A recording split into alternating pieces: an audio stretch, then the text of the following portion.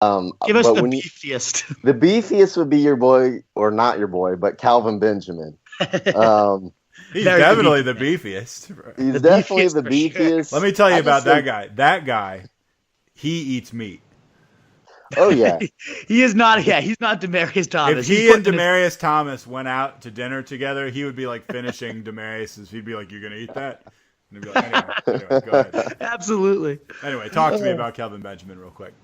uh, I just think he's finally healthy now. I mean, he said it in a quote. He said, "This is his words. Coming off the ACL, I never felt the same. They say it takes 2 to 3 years for that ACL to really come back. So I feel good right now. I feel as strong as ever, lightest as ever, and I'm just having fun. I know talk is cheap this time of year, but it does take some time, especially for a bigger bodied player putting so much weight on that knee to come back. He Mhm. played through meniscus injury last year, and I just don't see any competition for targets in that offense. Zay Jones, they somehow have both Raiders backups, Andre Holmes and Rod Streeter. Jeremy Curley in the slot isn't going to compete with him.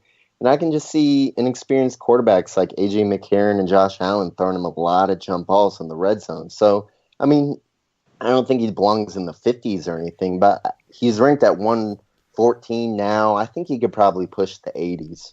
Mhm. Well, when you rank him 114, is that with or without the motorized Walmart scooter that he would be riding around with to go over passes? Is that like with or without the scooter? That's without the scooter. I'm not sure if they're going to let that on the NFL field. I'd have to reconsider, and he'd approach the 80s if he's allowed to get the speed of the scooter. But as his own big body goes, there's not much speed in anything going on there. And so, I mean, when you're betting on him, this is a pure volume bet. And I actually like those type of bets. I mean, he's going to be approaching 100, maybe even 130 type targets because, like you said, they have no one else. Charles Clay, a decent secondary option. But you're right. He has that alpha wide receiver one status there. But ultimately, does it matter when you have garbage thrown to you? Your talent's really not that much anyways. Yeah, he's a big guy that can go get the jump ball, but can he get a guy that delivers him the jump ball in the first place? Those are two major question marks for me, is his own talent and his own surrounding talent. So, yes, volume. We call it fantasy fast food. We've been calling it the last couple of weeks because it's kind of like you can just eat nugget after nugget after nugget and you feel some like minuscule feeling of satisfaction, and by the end of it you're like, okay, that was decent. Like that's what he's going to probably end up being, is he just feasts on so much volume, Lamar Miller-esque kind of guy that just puts up his 7 points every couple weeks and then maybe has a touchdown and gets to 12.